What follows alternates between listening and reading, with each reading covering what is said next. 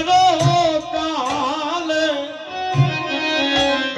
তুমি বিনে আমার হয় আমার আর কে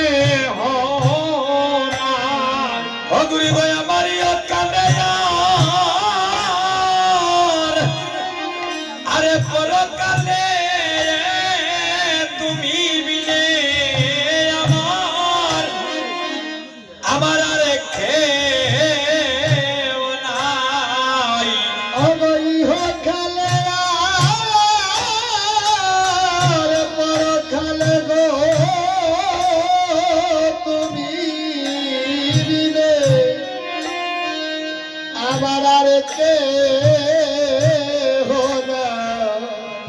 গুরু গয়া মারিও কালায়া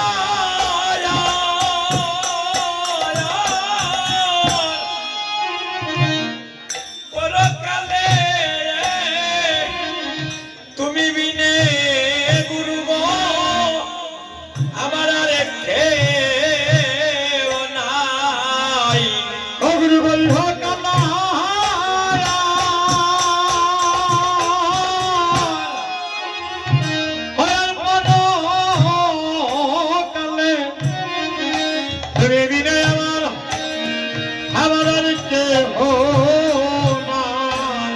গুরু আমি নিবে তোনে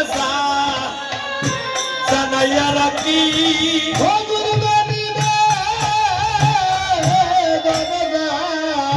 জানাইয়া রাখি দয়ালি গুরু নিবে জানাইয়া রাখি আমি নিবে জানাইয়া রাখি আমায় শেষের দিনে দিও না পাখি গো নিবেদনে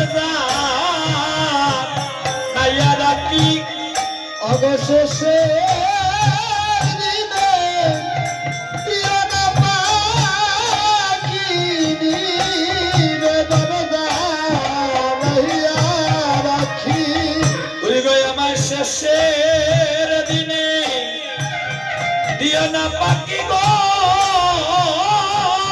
আমি নিবেদনে জানাইয়া রাখি শেষের দিনে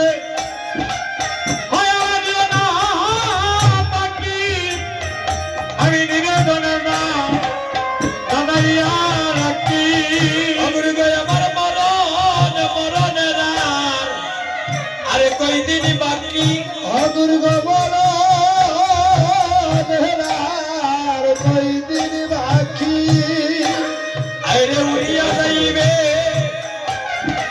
এই প্রাণ পাখি মরণের কই দিন বাকি দূরে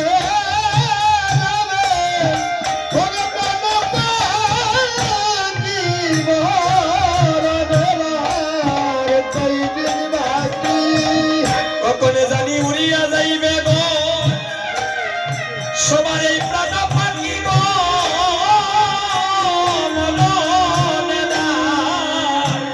কয়দিন বাকি অকটি উড়িয়া যাইবে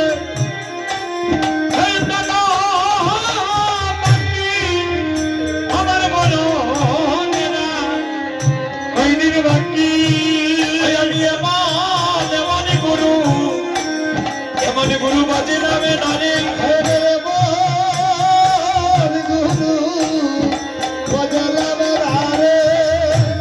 এত সুন্দর মানব মানব দেহ পাইয়া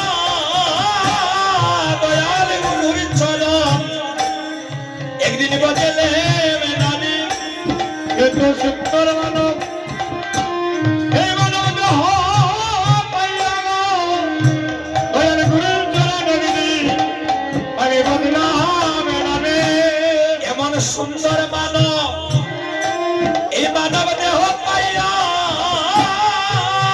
দয়ালি গুরু বুঝল আরে এমন সুন্দর মানব ওরা দেহ পাইয়া দয়ালি গুরু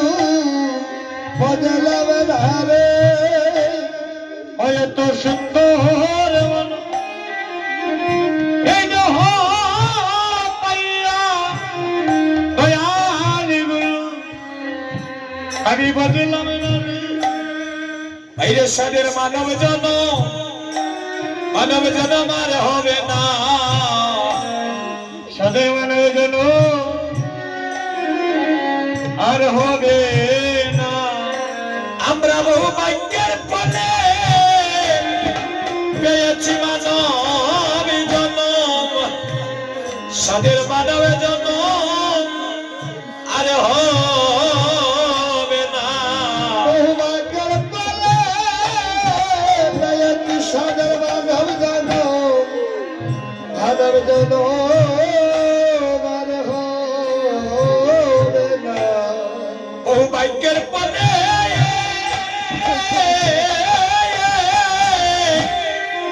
বহু ভাগ্যের ফলে পেয়েছি মানব জনম আমি এমন গুরু বুঝলাম না রে আমার ভাগ্যের ফলে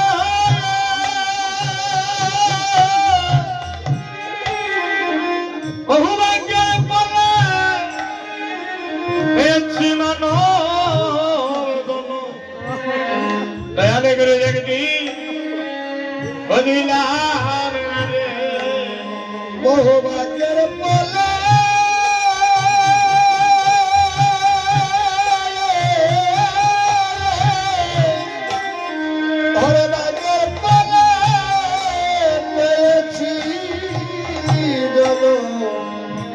এমন মানব জনম আর হবে না রে অবলি সাদের মানব জনম আর হবে না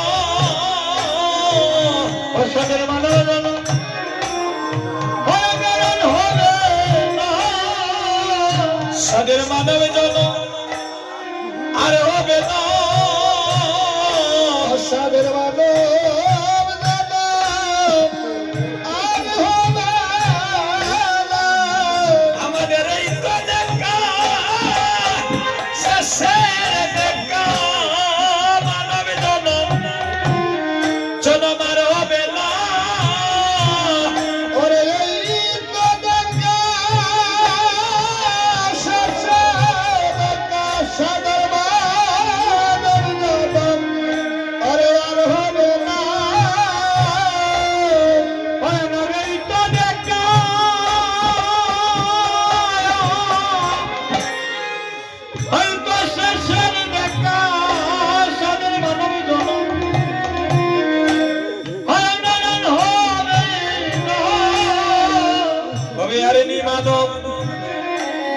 মানব জনম হবে এইভাবে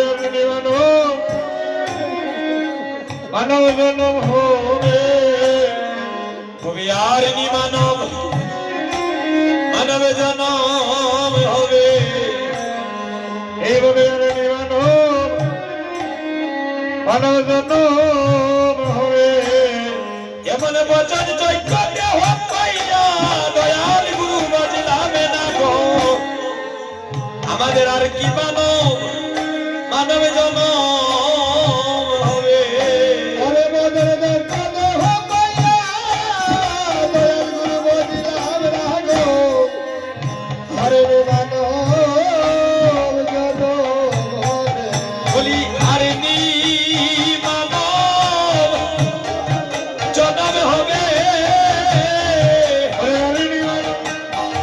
জনম হইবে আমি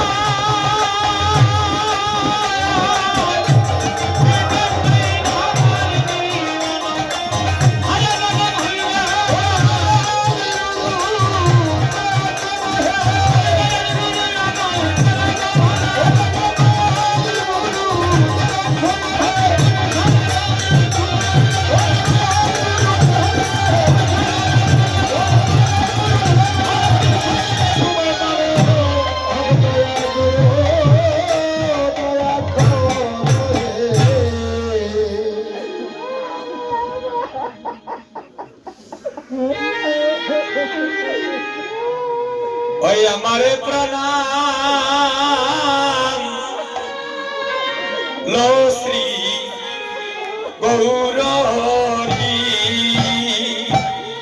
আমার প্রণাম লো শ্রী গৌরী আমার প্রণাম লো শ্রী গৌরী তুমি বদ্ধ বনে প্রাণদান নদে বিহারী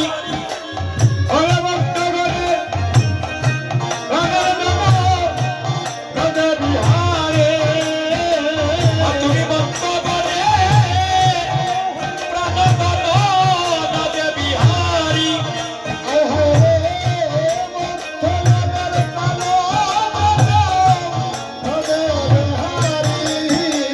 আমার প্রণাম ও শ্রী গৌরী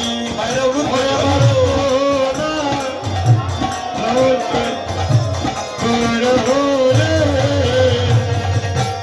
জয়দেব দীপ চন্দ্র সংকীর্তনের পিতা করুণায় অবতীর্ণ প্রেমবতী দাতা ওরে জগৎ দীপচন্দ্র শনি কীর্তনের পিতা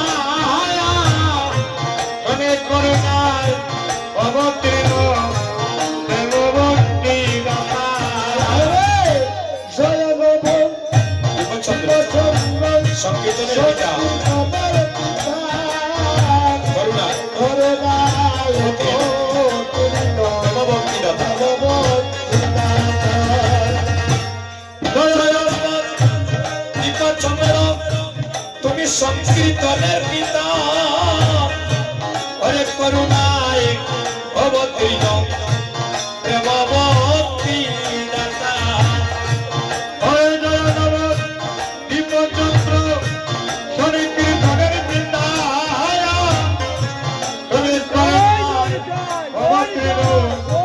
দেবভক্তি দাতা ও তুমি গৌরী রূপে গেলে নদে সুদরে সনদারি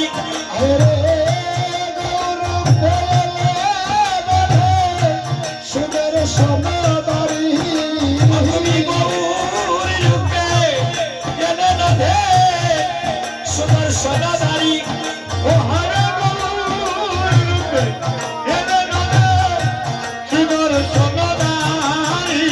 আমার প্রণাম ও শ্রী গৌরী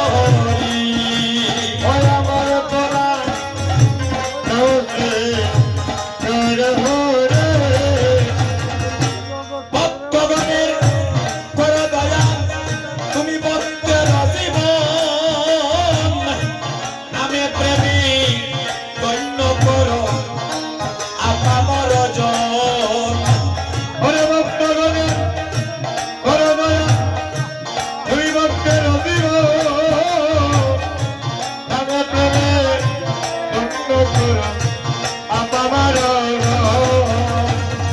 তুমি ভক্তগণের কর দয়া ভক্তের জীবন আইরে নামে প্রেমী গণ্য করো আপামর জন হরে ভক্তগণের কর দয়া ভক্তের জীব নামে প্রেমে অন্য কর আপনার ও তুমি অন্তে কৃষ্ণ হরির বহুর হয়ে বংশীদারি হরিবল কৃষ্ণ হয়ে ভবিষ্যদারী তুমি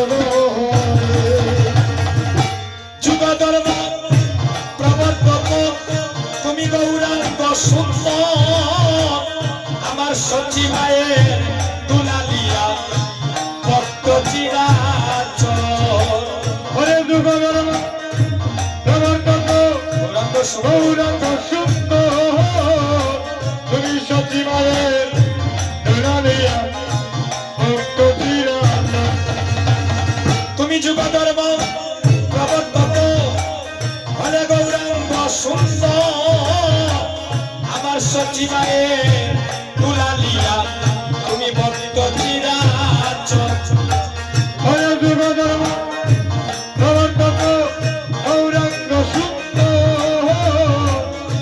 সচিবালয়ের দুলালিয়া ভক্ত চিরাচর ও তুমি নামে প্রেমে বাসাইলে বিশ্বের নরনারী উলুটনি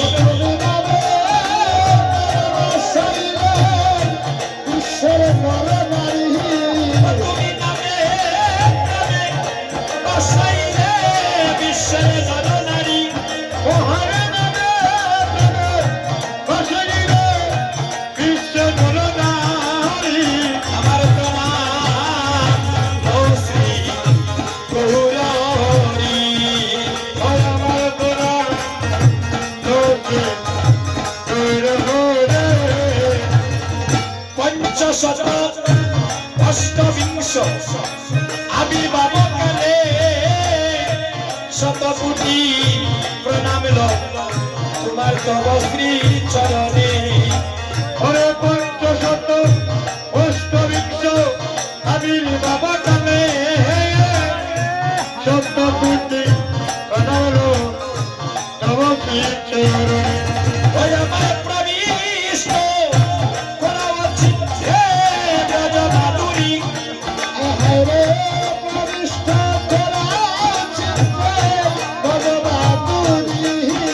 আমার প্রণাম ও শ্রী গৌরহরি ওই আমার প্রণাম লোকে গৌরহরে দীনদাস রবীন্দ্রের এই মানস চঞ্চল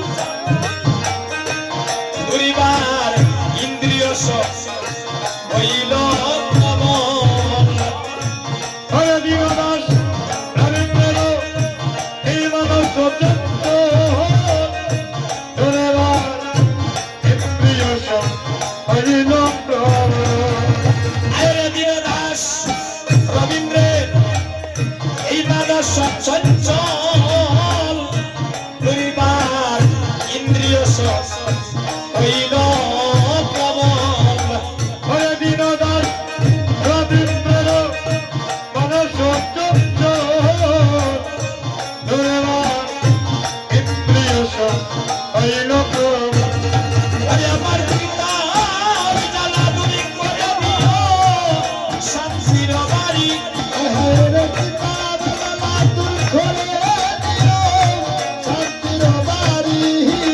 আমার পিতা জ্বালা দূরে করে দিও শান্তির বাড়ি আমার পিতার জ্বালা দূর করে দিও শান্তির বাড়ি আমার প্রণাম ও শ্রী গৌরহরি উত্তম হরি দোয়া লোকে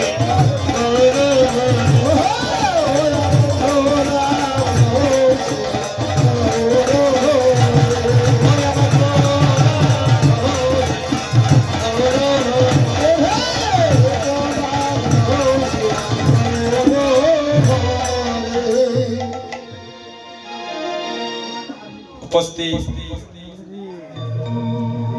এই নববৃন্দাবনী এই শুভ রজনীতে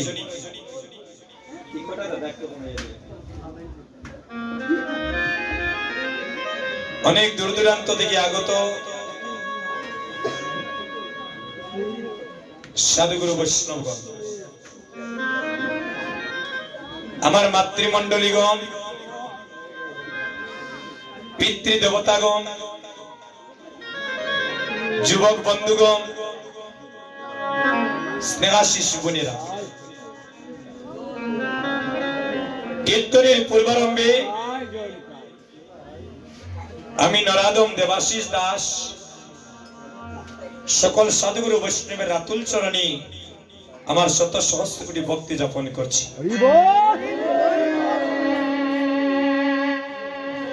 সুধীজন শাস্ত্রে বললেন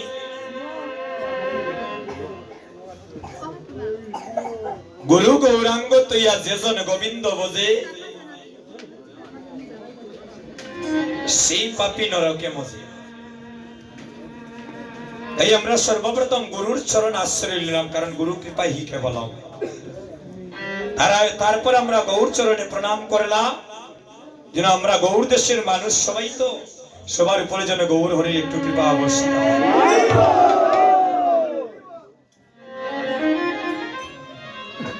আমি আপনাদের চরণে নিবেদন করব, এই আসরের ভিতরে আমরা যতক্ষণ থাকবো সাধুগুরু বৈষ্ণব আমরা যেন কেউ আন কথা না বলি, কারণ কোটি জনমের ভাগ্যের ফলে পেয়েছি মানব জনম, আর কোটি জনমের ভাগ্যের ফলে আজকে করছি আমরা সাধুগুরু বৈষ্ণবের সঙ্গ। হরি বল। এই শুভ সময়টাই যেন আমরা ভগবানের চরণে আত্মনিবেদিত হয়ে থাকতে পারি। বসতে বসতে যদি কোনো যুবক ভাইয়ের, কোনো বোনের, কোনো মায়ের ভালো না লাগে, যার যখন ভালো লাগে আসর থেকে উঠে গিয়ে একটু ঘুরাই টুরাই আর জন্য কোনো সমস্যা নেই, এটা আমি বলে দিলাম আপনাদেরকে। যার যখন ভালো লাগে, অনেক ভাই আছেন দূর থেকে এসেছেন, 1 ঘন্টা পরে তো বাড়িতে তো যাওয়া লাগতে পারে রে ভাই, কারো মোবাইলে জরুরি ফোন আসতে পারে। 100 বার কথা বলবেন, যাতে এমন ভাবে কথা বলবে আপনার কথায় যেন আমাদের কীর্তন করতে ব্যাঘাত না ঘটে, আপনার পাশের ভক্ত যেন ভগবানের নাম শ্রবণ করতে চার যেন ব্যাঘাত না ঘটে। এটাই আপনাদের রাতুল চরণে নিবেদন রেখে এখন যে লীলা নাম হচ্ছে তার অভিসার। অভিসার শব্দের অর্থই হলো প্রিয়জনের সাথে একান্ত মনের কথা প্রকাশ করা। আমরা এখানে যারা মানব কুলে জন্ম নিয়েছি, আমাদের সবার জীবনে অভিসার আসবে একদিন। তো ভক্তগণ, এই অভিসার কিন্তু অনেক কঠিন। এই অভিসারে অনেক রাধারানীর জ্বালা যন্ত্রণার কথা প্রকাশ করেছিলেন মরমিয়া সখীদের কাছে। সেই ব্রজের মাধুর্য ভাব নিয়ে আমরা যেন সখী আনুগত্যশীল হয়ে ওই অভিসারের পূর্ণ যেন রস আস্বাদন করিয়া আমাদের দেহ ভাণ্ডার যেন সবার শুদ্ধ করিতে পারি।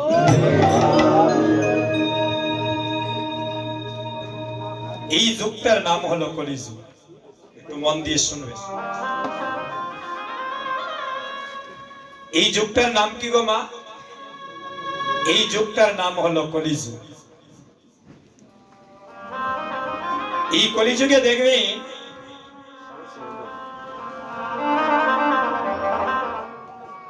এই কলির যুগে দেখবেন পিতার আগে পুত্র মারা যায়। মন দিয়ে কথাগুলো শুনবেন, তবে আমাদের 3টা ঘন্টা কীর্তন করা সার্থক হবে। আমার যে দাদা হরিনাম যজ্ঞের এই চাঁদের বাজার বসিয়েছেন, ওনারও ধন্য হবে ভগবানের সেবাটা দেওয়া। আপনাদের সুখের বিছানা ছাড়িয়া, ঘুম নিদ্রা ছাড়িয়ে খোলা আকাশের নিচে বসা আপনাদের মানব জন্মটা একদিনের জন্য হলেও ধন্য হয়ে যাবে। কথাগুলা বুঝতে হবে, না বুঝলে আমরাও কি বলছি আপনারাও বুঝবেন না। তো কথা যদি বুঝেন, তারপরে নিশি জাগরণ করা এই শুভ দিনে, এই নববৃন্দাবনে আপনাদের পূর্ণতা লাভ হবে। এই যুগটার নাম হলো কলিযুগ। কলিযুগ হচ্ছে ফুলে ফোটার আগে ঝরে যায়। এই কলির যুগে দেখবেন পিতার আগে পুত্র মারা যায়। এই কলির যুগে দেখবেন মায়ের আগে মেয়ে মারা যায়। এই কলির যুগে দেখবেন ছোট ভাইয়ের আগে বড় ভাই মারা যায়। এই কলির যুগে দেখবেন স্ত্রীর আগে স্বামী মারা যায়। এই কলির যুগে গো মা, এই কলির যুগে দেখবেন অনেক মা তার সন্তানের জন্ম দিচ্ছে। স্তনদুগ্ধ পান করার আগে সন্তান মৃত্যুর কোলে ডলে পড়ছে, এই যুগে আমরা বসে আছি।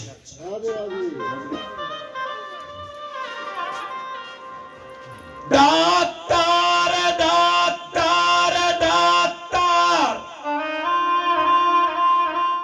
কার ডাক? ওই যে ঠাকুর করে একজন বসা। ঈশ্বর পরম কৃষ্ণ, যিনি সচ্চিদানন্দ বিগ্রহ, অনাদির আদি গোবিন্দ, যিনি সর্ব কারণের কারণম। আমি দেবাশিস কীর্তন করছি নাকি গো মা? আজকে 9 দিন এই 9 নম্বর প্রোগ্রামে। ফাল্গুন মাসের 10 তারিখ করে একদিন বিশ্রাম আছে, প্রতিদিন কীর্তন। আমি কীর্তন করছি নাকি দাদা? আমাকে দিয়ে গৌর হরি কীর্তন করাচ্ছেন, উনি আমাকে দিয়ে কথা বলাচ্ছেন, আমি কে? এখানে যে অগণিত ভক্তগণ আপনারা আসলে, আপনারা কি এসেছেন দাদা? মহাপ্রভু কৃপা করে আজকে ভক্ত সঙ্গ করার আপনাদেরকে আমাদেরকে সুযোগ করে দিয়েছে। নিঃশ্বাসের বিশ্বাস নাই রে ভাই। এই দেখেন মাইক্রোফোন হাতে নিয়ে কথা বলছে, আগামীকাল এমন টাইমে আমিও শ্মশান ঘাটে থাকতে পারি, আগামীকাল আমিও এই সুন্দর পৃথিবী ছেড়ে চলে যাইতে পারি। আপনাদের সুনামগঞ্জের একজন ভাই, আপনাদের জেলা সুনামগঞ্জ তো নাকি দাদা? এই সুনামগঞ্জের আজ 10-15 দিন আগে একটা ঘটনা। রাজন কীর্তনিয়া ভাই, আপনারা হয়তো অনেকে চিনেন, ওনার সাথে কিবোর্ড বাদক গোবিন্দ দাস আসরের মধ্যে মারা গেল। এই 10 থেকে 15 দিন আগের কথা, সুন্দর তাজা কয়েকটা সন্তান ভগবান দিয়েছে। উনি কি জানতেন ওই দিনটাই ওনার জীবনের শেষ দিন? আপনাদের সুনামগঞ্জের রত্ন, আপনাদের অহংকার করার মানুষ ছিলেন আমার হরিমোহন দাদা কীর্তনিয়া, যার চরণে কোটি কোটি প্রণাম করি। উনি ওরে ভাই ঘুমের ঘরে মারা গেলেন। একদিন আগে আপনাদের সাথকে কীর্তন করেছি ওনার সাথে, পরদিন শুনি মারা গিয়েছেন। আমার বাবারা চিনবেন, অনেক যুবক ভাইয়েরা চিনবেন না, নাম শুনেছেন। মৌলভীবাজারের একজন কীর্তনিয়া ফুকা বাবু, প্রবীণ কীর্তনিয়া, আমাদের পিতৃ সমতুল্যই নেই। একসাথে পাগলা ঠাকুরের আকলায় রাজনগর কীর্তন করলাম। সকালবেলা ওনার কন্যা সন্তান গিয়ে ডাকতেছে, বাবা সকাল 11টা হয়ে যাচ্ছে, তুমি তো পূর্ণা দেওয়ার কথা পাগলা ঠাকুরের আশ্রমে, তুমি এখনো ঘুমাচ্ছ। বাবা যে চির জনমের মতো ঘুমিয়ে গিয়েছে। ওই আদরের কন্যা সন্তান তো সেটা আর জানে না রে ভাই। আমরা যে প্রতিদিন রাত্রিবেলা ঘুমাই, যুবক বন্ধুগণ মন দিয়ে কথাগুলো শুনবেন। আমরা প্রতিদিন যখন রাত্রিবেলা ঘুমাতে যাই গো মা, আমাদের যখন ঘুমটা লেগে যায়, আমরা কেউ কি বলতে পারি সাতক আছি না লন্ডন আছি না আমেরিকা আছি না কোথায় আছি? কেউ বলতে পারি না রে ভাই। যখন ঘুমের মধ্যে থাকি, 10 তলা বিল্ডিং এর ভিতরে ঘুমো না এসি রুমে ঘুমো না গাছতলায় ঘুমো, কেউ কইতাম পারি না দাদা। ওই গৌর হরি যদি আমাদের সকালবেলা নয়নের ঘুমটা ভেঙে দেন, তে মনে করবেন আপনি আরেকটা জীবন পেয়েছেন। মন দিয়ে কথাগুলো শুনবেন। আর উনি যদি আমাদের নয়নের ঘুমটা না ভাঙিয়ে দেন, প্রতিদিন রাত্রিবেলা যখন বিছানায় ঘুমাইতে যাবে, মনে করবেন এই ঘুমটা আমাদের জীবনের শেষ ঘুম হইতে পারে দাদা। ভক্তগণ, এই পৃথিবীতে কেউ থাকবো না, কেউ 2 দিন আগে, কেউ 2 দিন পরে এই সুন্দর পৃথিবী ছেড়ে সবাইকে আপন দেশে চলে যেতে হবে। আপন দেশটা কোথায়? যেখানে মানুষ একবার গেলে রে ভাই আর জীবনে ফিরে আসে না। ওই জায়গাটার নাম হলো শ্মশান ঘাট।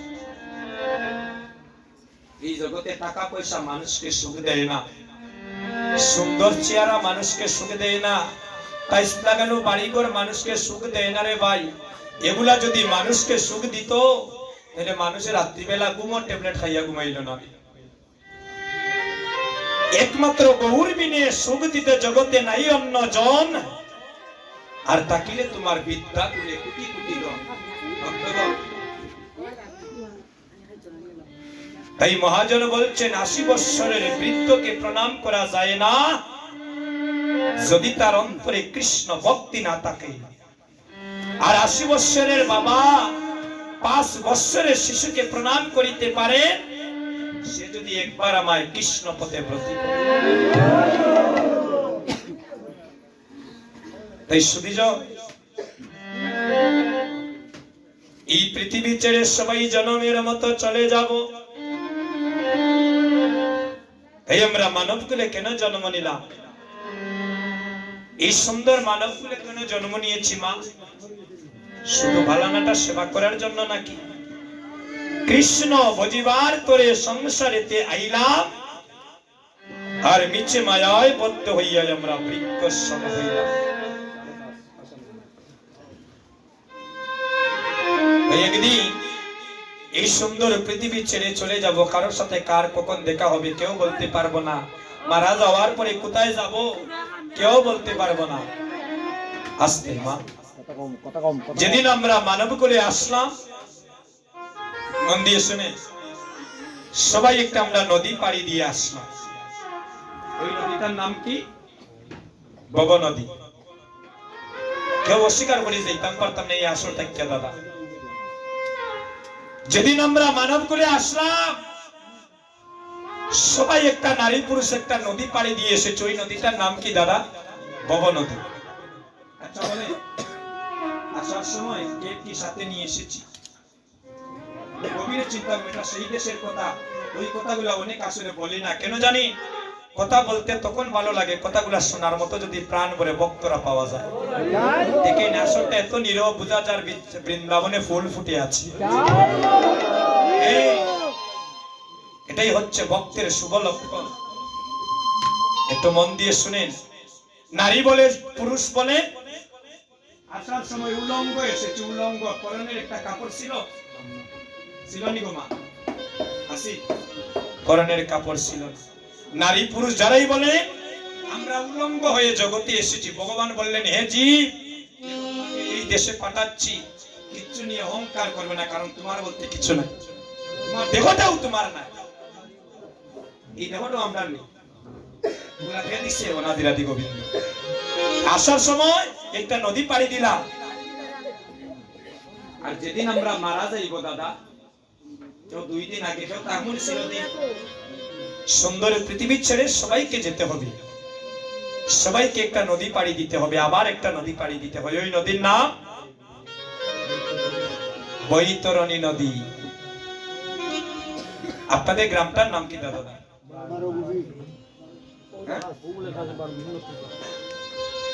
বারগুপি নতুন পাড়া। আচ্ছা, এই বারকুপি নতুন পাড়ার কোন ভক্ত নাইনি, এমন কেউ নাইনি 10, 15, 20 লাখ টাকার মালিক নাইনি? আসুন নানি আপনাদের এলাকায় কোটি কোটি টাকার মালিক আসুন নানি বা দাদা? তে মারা যাওয়ার পরে টুকরো করে 8-10 লাখ টাকা লইয়া যাইতে পারবানি?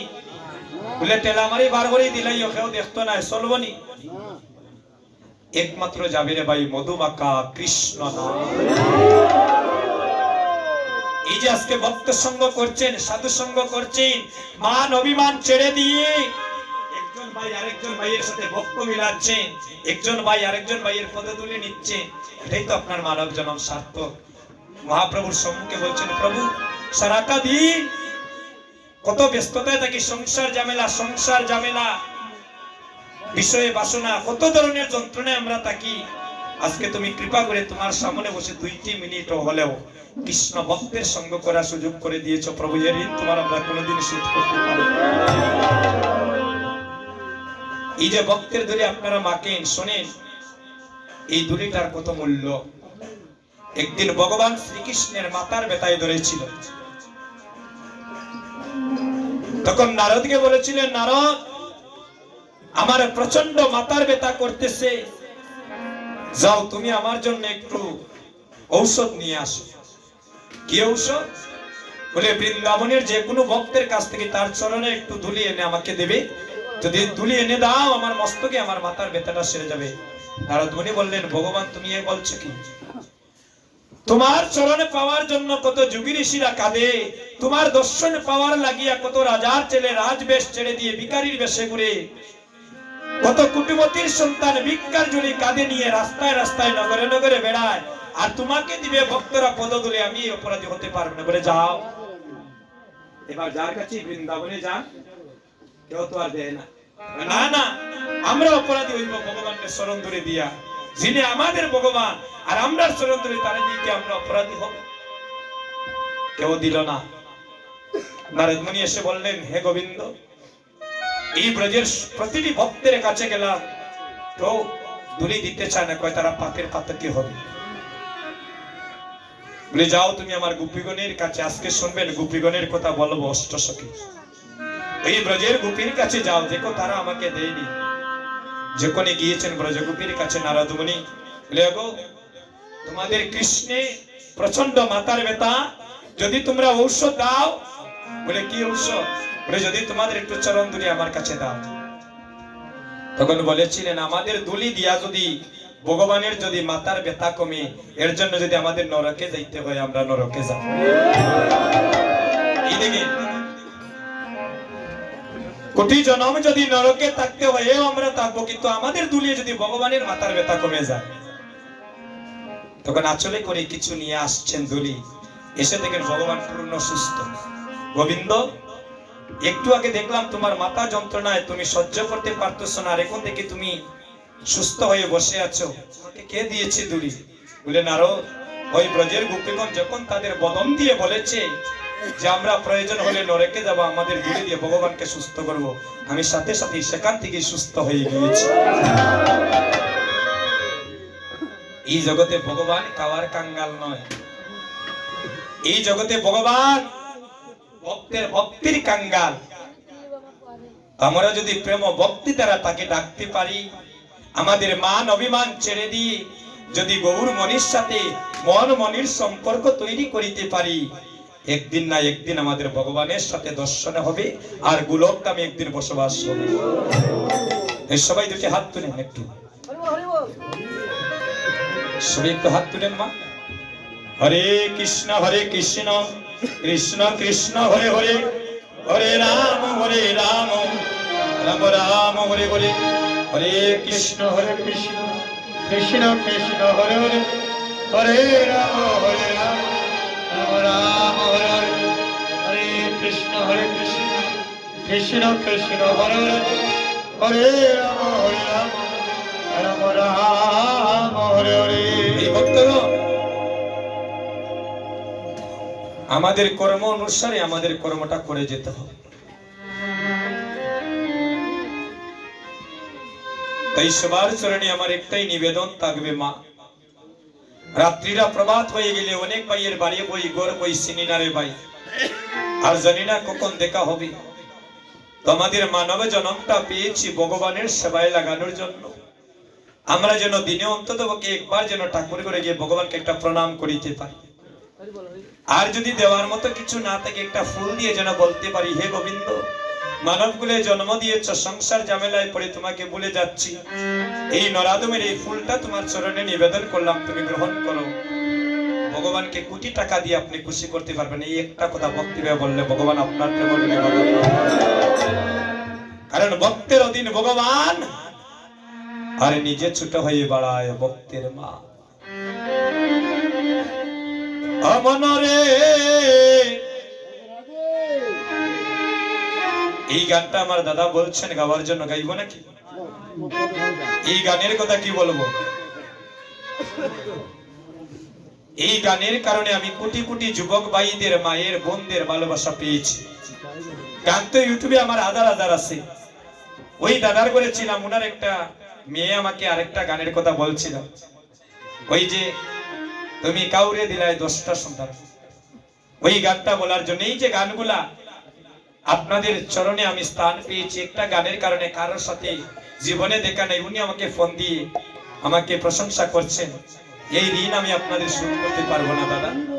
আমার শরীরের চামড়া কাটিয়া যদি ভক্তের চরণের জুতাও বানাইয়া দিই, এরপরেও আপনাদের ভালোবাসার ঋণ আমি শোধ করতে পারবো না।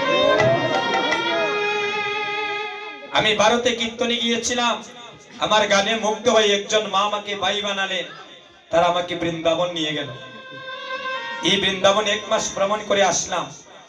এই গত কিছুদিন আগে নবদ্বীপের একজন মা 6 মাস খুঁজতে খুঁজতে আমার নাম্বার পেলেন। অনেক সময় আমাকে ফোন দেন, আমি তো আর ফোন ধরি না, বলতে পারি না। প্রায় 6 মাস পরে যখন ফোন ধরেছি, বললেন আপনার এই গানটা শুনে আপনার প্রেমে পড়ে গিয়েছি গানের। তুমি আমার ছেলের মতো, তুমি নবদ্বীপের মাটিতে আসবে কিনা সেটা বলো, যদি তোমার মা মনে করো। ওই মা অগ্রিম বিমানের টিকিট পর্যন্ত রেখে করে দিয়েছেন, বৈশাখের মাসের 3 তারিখ যাব নবদ্বীপে, যদি ভগবান সুস্থ রাখেন, কোনো বিপদ না পড়ে। এই দেখেন, জীবনে দেখেন উনি বিমানের টিকিট করে রেখে দিয়েছেন। একদিন কথা না বললে উনি কাঁদেন, এতটাই ভালোবাসেন। এই গানের কারণে কত দেশে বিদেশে ভক্তের সাথে পরিচিত হয়েছি। এই ঋণ আপনাদের আমি শোধ করতে পারবো না দাদা। আশীর্বাদ করবেন, যত জীবনে বেঁচে থাকবো আমি যেন আপনাদের চরণে থাকতে পারি। যেদিন তীর পরিমাণ অভিমান আসবে যে আমি দেবাশিস অনেক বড় কীর্তনী হয়ে গেছি, ভগবান যেন আমার জবানটা বন্ধ করে দেয়। কারণ এই জগতে আত্ম অভিমানে ভগবানকে পাওয়া যায় না। পাওয়ারলা চশমার মতো উঁচু নিচু বিচার করলে ভগবানকে পাওয়া যায় না। একমাত্র পাওয়া যায় প্রেম ভক্তি দ্বারা, নয়ন জল দিয়ে ভগবানকে ডাকলে। অমনরে তুমি ভাবছো কি রে বইয়া,